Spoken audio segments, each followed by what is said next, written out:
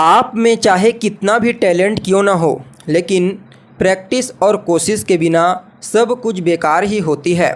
नमस्कार दोस्तों, मैं ज्योतिष आचार्य वासुदेव मिश्रा आपका अपने चैनल सत्य की खोज में हार्दिक अभिनंदन करता हूं। दोस्तों, आज का यह ज्योतिष का कार्यक्रम आप लोगों के लिए यानी कि मेष राशि वालों के लिए बेहद ही ज़्यादा खास कार्यक्रम साबित होगा। जी हाँ, आज हम चर्चा करेंगे ग्रहों के सम्राट सूर्य महाराज के राशि परिवर्तन प्रभाव के बारे में। 13 फरवरी की दोपहर लगभग 3:30 के आसपास ग्रहों के सम्राट सूर्य अपनी वर्तमान शत्रु राशि मकर राशि को छोड़कर पुनः अपने शत्रु शनिदेव की मूल त्रिकोण राशि कुंभ राशि में प्रवेश कर चुके हैं और आने वाले 14 मार्च तक इसी कुंभ राशि में गोचर करते हुए सम्राट सूर्य आपको परिणाम प्रदान करेंगे। वैसे तो कोई भी ग्रह जब अपनी नीच राशि या फिर अपनी शत्रु की राशि में होता है तो वह अपना श्रेष्ठ परिणाम नहीं दे पाता। क्योंकि वह अपने आप को शत्रु के घर में गोचर करते हुए भयभीत महसूस करता है। लेकिन सूर्य अपने शत्रु के जिस राशि में गोचर करते हैं, अगर उस राशि का स्वामी बलवान है तो इस कंडीशन में सम्राट सूर्य अपना श्रेष्ठ परिणाम देने के लिए बाध्य हो जाते हैं और ऐसा ही परिणाम अभी वर्तमान समय में आपको देखने को मिलेगा आने वाले 14 मार्च 2024 तक, क्योंकि कुंभ राशि के स्वामी शनिदेव अभी कुंभ राशि में ही गोचर कर रहे हैं। फलतः यहाँ पर सूर्य को शनिदेव के द्वारा बल की प्राप्ति होगी और शनि को सूर्य के द्वारा बल की प्राप्ति होगी। तो ऐसे में सूर्य और शनि की यह युति आप लोगों के लिए कुछ मामलों में अद्भुत परिणाम प्रदायक साबित होगी, तो वहीं कुछ मामलों में आपको सावधानी बरतने की आवश्यकता होगी। तो ऐसे में बड़े विस्तार के साथ जानेंगे कि यह समय आपके लिए किस प्रकार से गुजरने वाला है। जी हाँ, इस समयावधि में किन किन क्षेत्रों में आपको विशेष तौर पर सफलता की प्राप्ति होगी। वहीं सम्राट सूर्य के इस गोचर प्रभाव को और ज़्यादा बेहतर और श्रेष्ठ परिणाम देने वाला बनाने के लिए क्या उपाय आप कर सकते हैं, ये तमाम प्रकार की जानकारी आज के इस ज्योतिष के कार्यक्रम में आपको बताएंगे।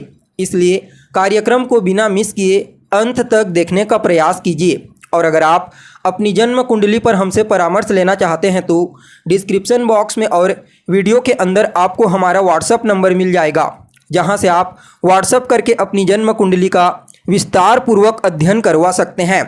देखिए, वैसे तो ग्रहों के सम्राट सूर्य को मूल रूप से ऊर्जा का कारक ग्रह कहा जाता है, इसलिए अन्य ग्रहों की तुलना में इनका गोचर थोड़ा ज़्यादा ही महत्वपूर्ण हो जाता है, क्योंकि सूर्य देव के बिना जीवन की कल्पना किसी भी प्रकार से नहीं की जा सकती।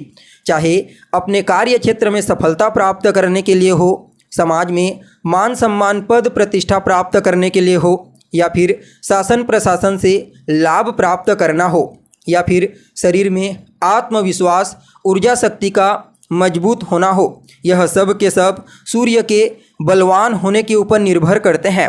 जी हाँ, जब कुंडली में सूर्य बली हो तो ऐसा जातक अपनी इच्छा शक्ति से, अपने आत्मविश्वास से अपने जीवन में सब कुछ प्राप्त कर लेता है जो वह चाहता है। जब सूर्य बली होते हैं तो जातक को नेतृत्व करने की क्षमता देते हैं, प्रतिनिधित्व करने का गुण प्रदान करते हैं। जी हाँ, जिनकी कुंडली में सूर्य अपनी उच्च राशि, अपनी मूल त्रिकोण राशि या फिर अपनी मित्र राशियों में अंश बल से बली होकर के बैठे हैं, शुभ ग्रहों के प्रभाव के इन्फ्लुएंस में है, तो ऐसे जातकों को अपने करियर में विशेष रूप से सफलता की प्राप्ति होती है। ऐसे जातकों को हर जगह मान सम्मान, पद प्रतिष्ठा और प्रसिद्धि की प्राप्ति होती है। साथ ही साथ सूर्य देव को भाग्य का भी कारक ग्रह कहा गया है, इसलिए सूर्य जब बलवान होते हैं तो भाग्य का साथ भी हमेशा जातक को मिलता रहता है। पिता से, शासन प्रशासन से सबसे सहयोग प्राप्त होता है और अपने जीवन काल में ऐसा जातक एक विशेष ऊंचाई पर पहुंचने में कामयाब होता है। और देखा जाए तो सूर्य के बलवान होने से बिल्कुल जातक का जीवन सूर्य के समान प्रकाशवान होता है।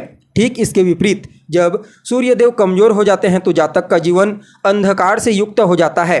जातक बहुत मेहनत करता है, स्ट्रगल करता है, उसके बावजूद किसी भी फील्ड में उसे कोई सफलता की प्राप्ति नहीं हो पाती और न ही समाज में मान सम्मान, पद प्रतिष्ठा और प्रसिद्धि की प्राप्ति हो पाती है। और उसका शरीर भी बार बार उसे परेशान करता है। इसलिए चाहे गोचर कुंडली में हो या फिर जन्म कुंडली, सूर्य देव का बलवान होना बेहद ही आवश्यक माना जाता है। देखा जाए तो आप लोगों के लिए यानी कि मेष राशि वालों के लिए ग्रहों के सम्राट सूर्य महाराज का यह राशि परिवर्तन आपकी गोचर कुंडली में आपकी राशि से एकादश भाव में हुआ है। जी हाँ, अभी तक सूर्य महाराज आपके दसम भाव से गोचर कर रहे थे, लेकिन 13 फरवरी को दसम भाव से निकलकर एकादश भाव में गोचर करना प्रारंभ कर चुके हैं, जहां पर पहले से ही शनि महाराज गोचर कर रहे हैं और आने वाले 14 मार्च 2024 तक इसी एकादश भाव में गोचर करते हुए आपको परिणाम प्रदान करेंगे। तो एकादश भाव किस चीज़ का होता है? तो यह आपके लाभ का होता है। जी हाँ, आपके आय का स्थान होता है। इस भाव से आपके तमाम प्रकार के लाभ के बारे में विचार किया जाता है, आपकी इच्छा पूर्ति के बारे में विचार किया जाता है, आपकी उम्मीदों, आपकी जो कुछ भी आपको कहीं से लाभ के रूप में सुख की प्राप्ति हो, वह सब कुछ आपका एकादश भाव बताता है। तो ऐसे में सूर्य देव का सफलता के कारक होकर के और आपके लिए पंचम भाव के स्वामी होकर के एकादश भाव में गोचर करेंगे और एकादश भाव से गोचर करते हुए अपने ही घर को अपनी पूर्ण सप्तम दृष्टि से दृष्टिगोचर करेंगे। तो ऐसे में बड़ी स्पष्टता और सहजता के साथ कहा जा सकता है कि सूर्य का यह गोचर आप मेष राशि वालों के लिए किसी वरदान से कम साबित नहीं होगा। जी हाँ, आमतौर पर तो एकादश भाव जो होता है वह थोड़ा सा स्ट्रगल का होता है, छठे से छठा, रोग से रोग का होता है, लेकिन सूर्य देव जैसे ग्रह का एकादश भाव में लाभ भाव में गोचर करना आपके जीवन में चमत्कारिक रूप से परिणाम प्रदायक साबित होगा। जी हाँ, इस समय आपको अपने प्रयासों से विशेष तौर पर सफलता की प्राप्ति होगी, विशेष तौर पर लाभ की प्राप्ति होगी। इस गोचर काल के दौरान आपकी इच्छाओं की पूर्ति होने के भी प्रबल संकेत मिल रहे हैं। इस समय आपको अपनी संतान का पूरा समर्थन प्राप्त होगा। बदले में अपनी संतान के विकास को भी देखने का सुख आपको प्राप्त होने वाला है। करियर के दृष्टिकोण से भी सफलता और पुरस्कार के साथ ही पदोन्नति होने की प्रबल संभावना नज़र आ रही है। अगर आप किसी भी प्रकार से सरकारी चीज़ों से जुड़ करके सरकारी चीज़ों के द्वारा अपना कार्य करते हैं, सरकारी चीज़ों से लाभ प्राप्त करते हैं, तो समझ जाइए आपके लिए सूर्य का यह गोचर वह सब कुछ सरकारी चीज़ों से लाभ के रूप में आपको देंगे। देखा जाए तो आपके करियर में अभी तक जो संघर्ष, जो स्ट्रगल आप कर रहे थे सफलता प्राप्त करने के लिए, सूर्य के इस गोचर काल के दौरान वह स्ट्रगल खत्म होगी और आपको अपने लक्ष्य में सफलता की प्राप्ति होगी। अगर आप बेरोजगार हैं तो रोजगार मिलने की प्रबल संभावना है, नई नौकरी मिलने की प्रबल संभावना है। देखा जाए तो कुछ विदेश यात्राएं भी आपकी हो सकती है। कार्य क्षेत्र के दृष्टिकोण से अगर आप व्यापार भी करते हैं तो वहां पर भी इस समय अच्छा खासा रिटर्न आपको प्राप्त होगा। अगर नया व्यापार शुरू करना चाहते हैं तो कर सकते हैं, विदेशी कंपनियों के साथ जुड़कर कार्य करना चाहते हैं तो कर सकते हैं। इस समय आपकी ऊर्जा स्तर और आपके आत्मविश्वास में काफ़ी हद तक वृद्धि देखने को मिलेगी और व्यवसाय के क्षेत्र में कई उपलब्धियां भी आपको हासिल होने वाली है। अगर आप साझेदारी में व्यापार शुरू करना चाहते हैं तो भी आप इस समय कर सकते हैं। समग्र विकास के लिए समय काफ़ी अनुकूल कहा जा सकता है। वहीं जीवन साथी का भी आपको इस समयावधि में पूरा सपोर्ट देखने को मिलेगा। जी हाँ, दाम्पत्य जीवन के दृष्टिकोण से यह गोचर आपके लिए काफ़ी बेहतर होने वाला है। इस समय आपके रिश्ते मजबूत होंगे। साथ ही साथ देखा जाए तो इस समयावधि में आपको अपने कार्य क्षेत्र में विशेष रूप से परिपक्वता की प्राप्ति होगी और कहीं ना कहीं इस समय अगर किसी भी क्षेत्र में मिसअंडरस्टैंडिंग हो गई थी तो वह दूर होने वाली है। हालांकि स्वास्थ्य के दृष्टिकोण से थोड़ा बहुत आपको पैरों में दर्द, जोड़ों में समस्या का सामना करना पड़ सकता है। बाकी हर क्षेत्र में आपको इस गोचर काल के दौरान लाभ की प्राप्ति होगी, क्योंकि वहीं पर शनि देव गोचर कर रहे हैं। तो ऐसे में सूर्य और शनि की युति बनेगी। तो जितने भी चीज़ें आपको बताई गई यह गोचर काल आपको प्रदान कर देगा।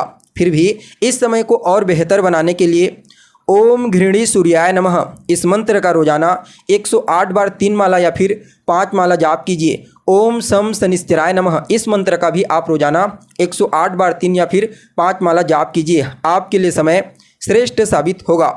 तो दोस्तों, कैसी लगी आपको जानकारी कमेंट करके बताइए।